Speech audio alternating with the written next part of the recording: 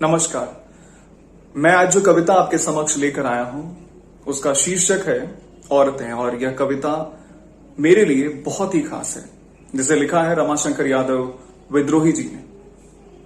A poet who sought to rewrite the canon, poem after poem, retell narratives, reconstruct public memory and reinterpret suffering.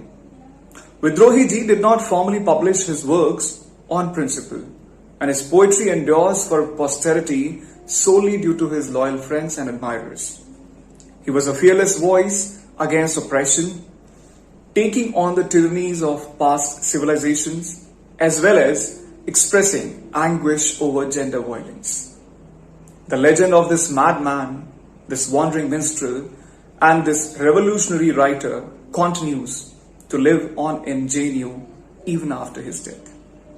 मामला चाहे तलाक का हो या दहेज का, किसी भी तरह का शोषण हो, स्त्रियां पीड़ा के केंद्र में रही हैं।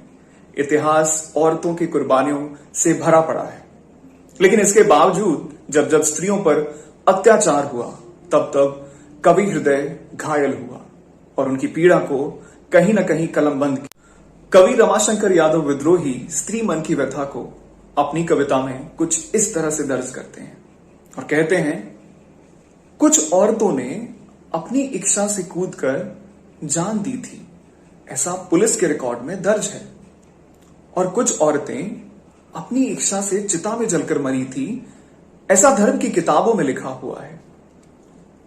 कुछ औरतों ने अपनी इच्छा से कूदकर जान दी थी, ऐसा पुलिस के रिकॉर्ड में दर्ज है। और कुछ औरतें अपनी इच्छा से चिता में जलकर मरी थी, ऐसा धर्म की किताबों में लिखा है।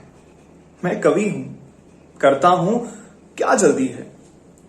मैं एक दिन पुलिस और पुरोहित दोनों को एक साथ औरतों की अदालत में तलब करूंगा और बीच की सारी अदालतों को मनसूख कर दूंगा।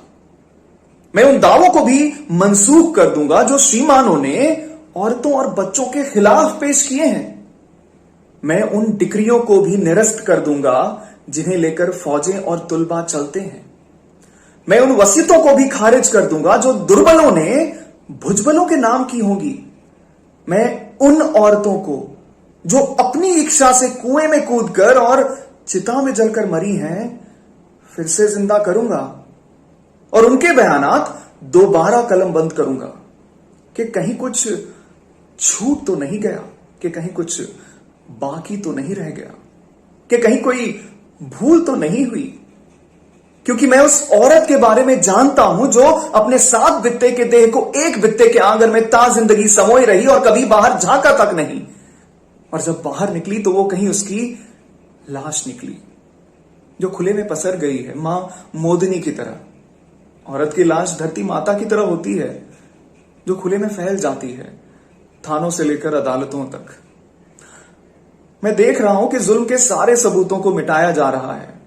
चंदन चर्चित मस्तक को उठाए हुए पुरोहित और तमगों से लैस सीना फुलाए हुए सिपाही महाराज की जय बोल रहे हैं। वे महाराज जो मर चुके हैं, महारानियां जो अपने सती होने का इंतजाम कर रही हैं। और जब महारानियां नहीं रहेंगी तो नौकरानियों का क्या काम, इसलिए वे भी तैयारी कर रही हैं। मुझे महारानियों से ज्यादा चिंता नौकरानियों की होती है जिनके पति जिंदा है और रो रहे हैं। कितना खराब लगता है ना एक औरत को अपने रोते हुए पति को छोड़कर मरना, जबकि मर्दों को रोती हुई स्त्री को मारना भी बुरा नहीं लगता। औरतें रोती जाती हैं, मर्द मारते जाते हैं। औरतें रोती हैं, मर्द और मारते हैं। औरतें खूब जोर से रोती हैं, मर्द इतनी जोर से मारते हैं कि वे मर जाती हैं। इतिहास में वो पहली औरत कौन थी जिसे सबसे पहले जलाया गया, मैं नहीं जानता, लेकिन जो भी रही होगी मेरी मां रही होगी। मेरी चिंता यह है कि भविष्य में वह आखिरी स्त्री कौन होगी जिसे सबसे अंत में जलाया जाएगा। मैं नहीं जानता, लेकिन जो भी होगी मेरी बेटी होगी और यह मैं होने नहीं दूंगा। शुक्रिया।